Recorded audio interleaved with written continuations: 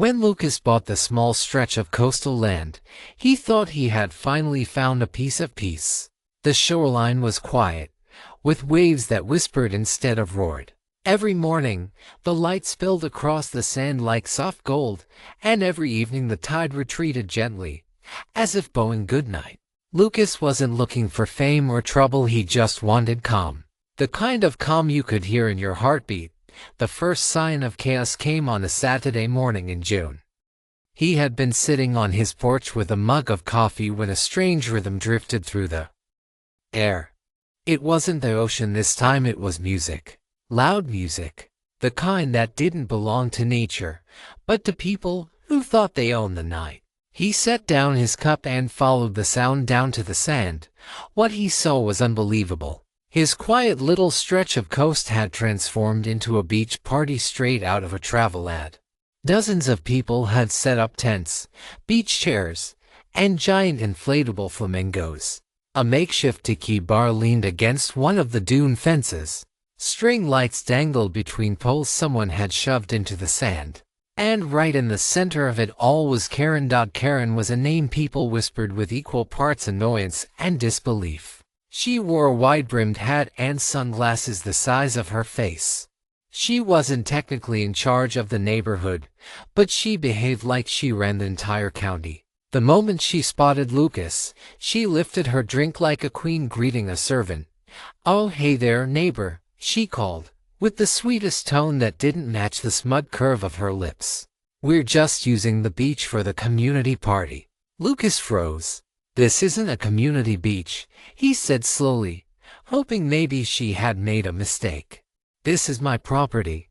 Karen laughed as if he had told the funniest joke she'd ever heard. "Oh, sweetie, don't be silly. The HOA voted last month. It's shared land now. Everyone gets to enjoy it." Lucas blinked. "You can't vote to take someone's private property." She tilted her head, unimpressed. "You'll understand once you've lived here longer. We do things as a community." Then she turned away, already talking to someone else, already assuming she had won. It would have been easy to lose his temper. But Lucas wasn't the type to yell. He stood there, surrounded by pounding music and strangers stomping on sand he'd paid for.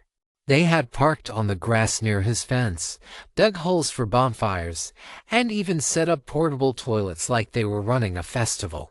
One guy tried to hand him a drink. He didn't take it. He went back home, closed the door, and sat quietly in his kitchen. This wasn't just a party. This was a line crossed. And Karen had smiled while doing it. That evening, the party raged louder. It wasn't just noise, it was disrespect woven into every laugh, every cheer, every spill of beer on the sand. But Lucas didn't argue with anyone.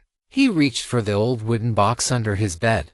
Inside were the original documents from when he bought the land deeds, maps, and a clean record from the county office. By Sunday morning, the beach was trashed. Cups and wrappers floated in the tide. Cigarette butts were buried in the sand, and one of the dune fences was snapped in half. Lucas walked slowly across the mess, not angry on the outside, but steady like a wave that knows where it's going, while the neighbors were still sleeping off their sunburns. He drove to the county building. He stood in line, filed the appropriate forms, and requested copies of the relevant property records. Everything he needed was already there, every line of his deed proving without a doubt that no HOA vote could override legal ownership. Meanwhile, Karen was glowing. She posted videos online with captions like HOA Summer Bash and Community Rules. She tagged the neighborhood group and bragged about how she had claimed the beach for everyone. In her live stream, she mentioned she hadn't bothered with permits because it's just community fun. What she didn't realize was that in the background of her video, the missing fence was visible. So were the unauthorized bonfires. So were the faces of dozens of people drinking alcohol without a single legal permit in sight. Lucas watched quietly. He didn't respond, didn't comment. He didn't need to. A few days later, the whole board got a call they hadn't expected. Official letters began to land in mailboxes like heavy stones. These weren't invitations or flyers, they were notices. Investigations into property violations. Karen laughed at first, waving her phone and saying, "They can't do anything." But the HOA president, Mr. Crowley, wasn't laughing.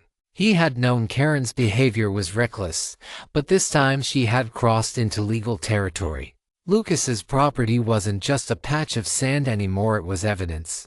The neighborhood began to hum with whispers.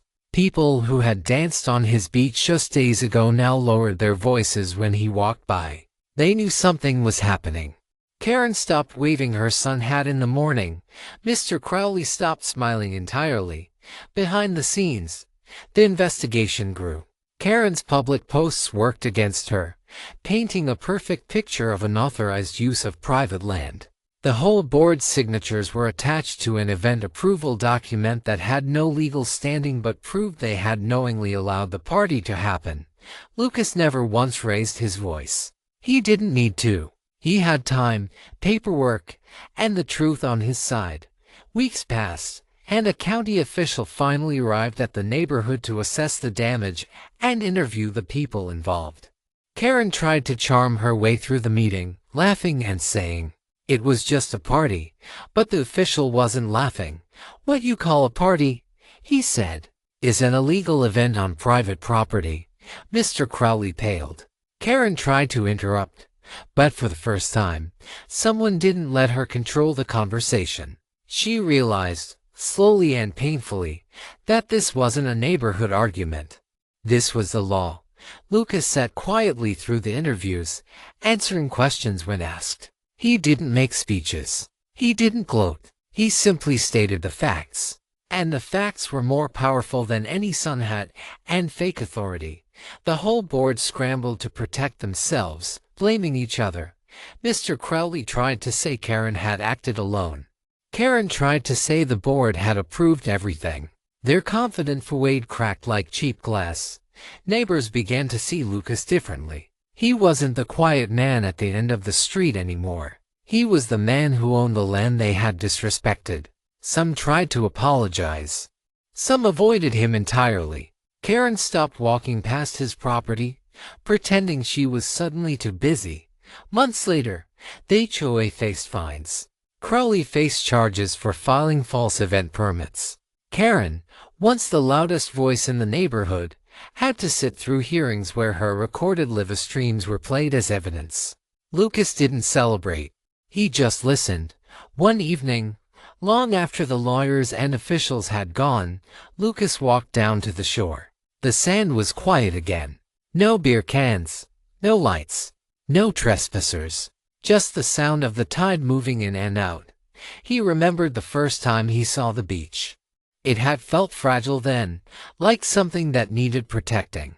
Now, after everything, it felt stronger not because of the land itself, but because he had stood his ground without shouting. Karen eventually moved away.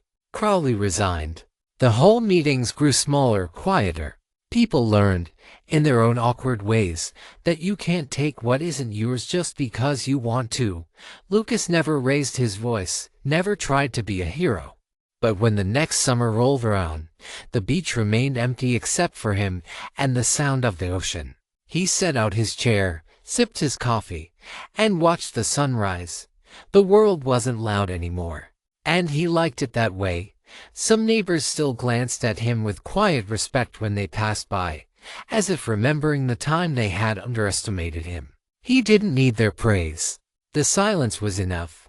On one particularly calm morning, a family stopped by the edge of the fence, careful not to cross. They waved shyly. Lucas waved back. That was all. The message was clear. Respect had finally returned with the tide. And somewhere, far away from his quiet stretch of beach, Karen was probably telling someone else what she used to control. But control is fragile when it isn't real. She had learned that lesson the hard way. Lucas sat back in his chair and let the wind brush against his face. The same land that had almost been stolen was now the strongest part of his life. He didn't win through noise. He won through quiet, through patience, through truth. The tide came in, kissed the sand, and pulled away again. No shouting, no laughter, no music. Just the steady heartbeat of the ocean. And for Lucas, that sound meant everything.